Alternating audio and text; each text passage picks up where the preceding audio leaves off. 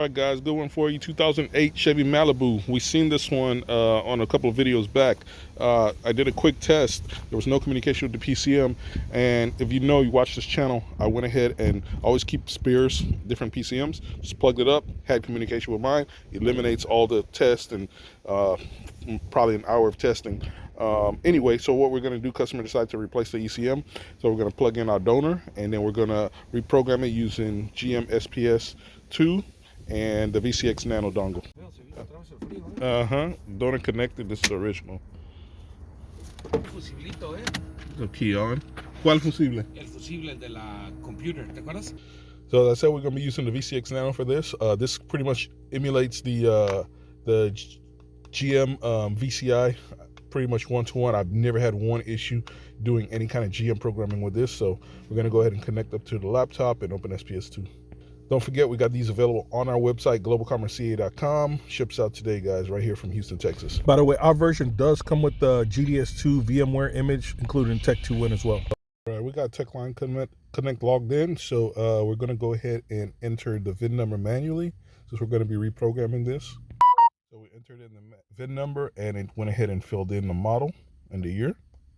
Just hit select.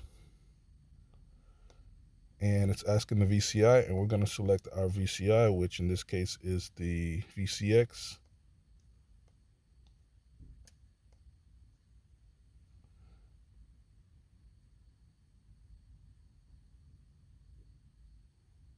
Okay, let me head to the desktop, check my, I'm using the manager. I'll check the connection status because I actually didn't have the USB plugged in all the way, and it should come up and detect it.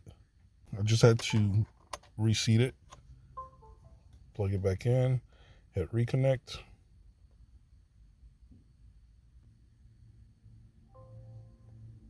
And there it is. It's connected now to the device.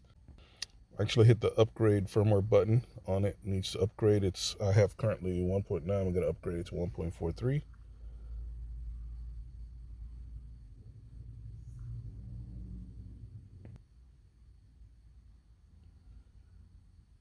And it is upgrading. I'll bring you back in a second.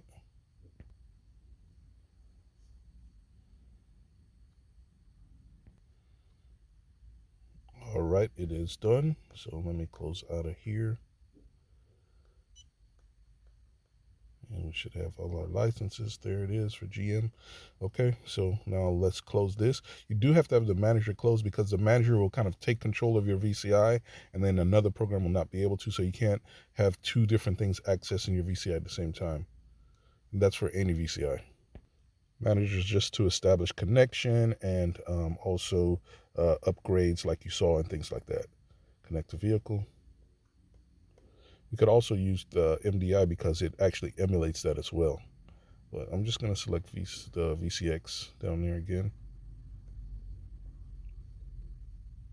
And I can see it is actually trying to communicate down there. That flashing is tells me that it's actually communicating. But of course the vehicle is off. Let me actually turn the key on. Might give us a conflict of VIN because we've got a used module inserted, connected to the vehicle. We press SPS. Okay.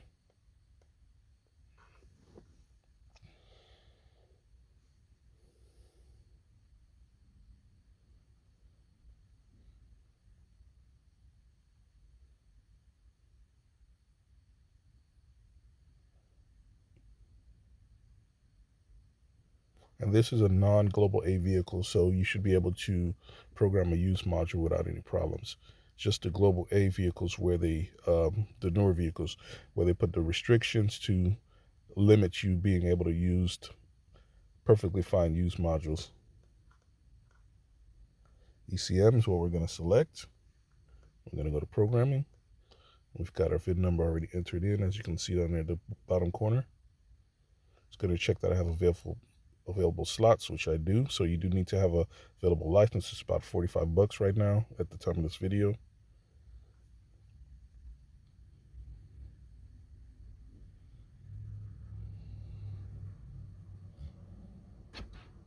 The locks just cycled.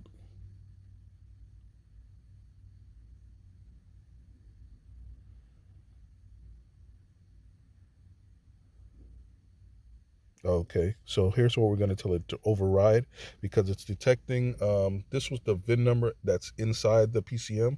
So we're going to tell it to override and use the VIN number that we actually entered, which is the correct VIN number of this vehicle. So I'm going to tell it override. And we need to select the fuel system tab. There's anytime where this is not lit up, there's an option here that you need to actually manually select. So that'll be depending probably on the RPO codes of the vehicle. So there was a fuel pump upgrade for some vehicle that looks like that were used as taxis in the Las Vegas area that had a different modified fuel pump. This vehicle is going to most likely be the OEM, so we're going to leave that as the OEM and hit next. And then we're going to tell it to start programming.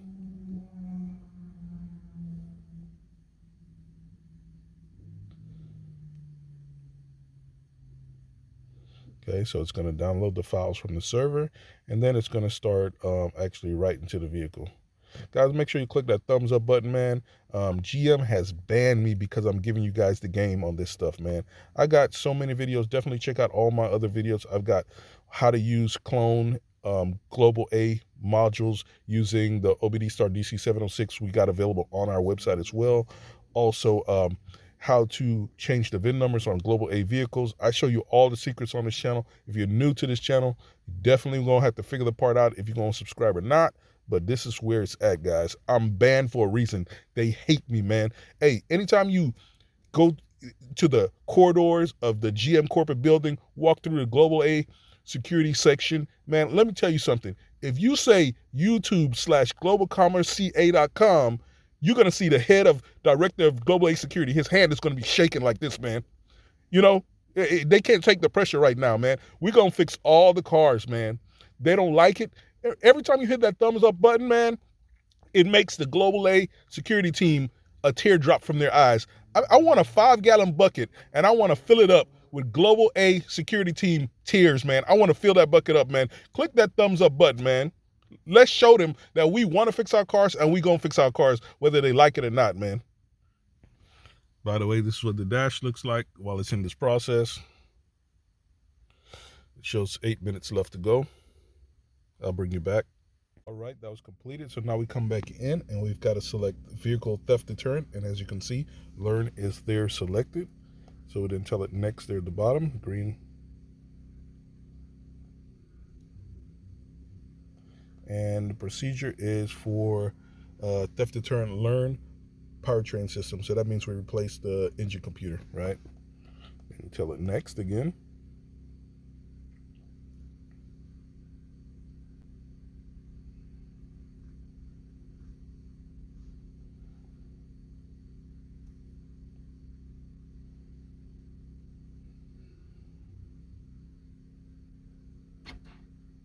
Just cycle the locks. This one is pretty quick. Usually, sometimes it makes you do the like a 10-minute, 12-minute wait, depending on the model. Start programming at the bottom.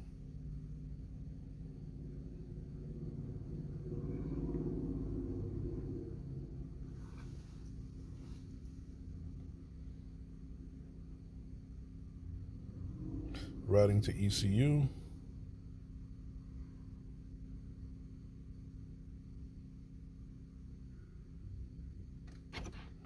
Cycle the locks again.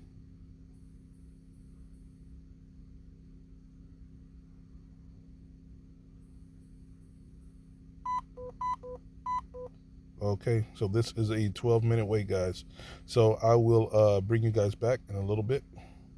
All right, the theft deterrent learning was done. So now key on, cranks and starts. But we got the air cleaner and all that kind of stuff disconnected up there. But that was a success, guys. Definitely click that thumbs up button, like and subscribe. See you on the next one, boys.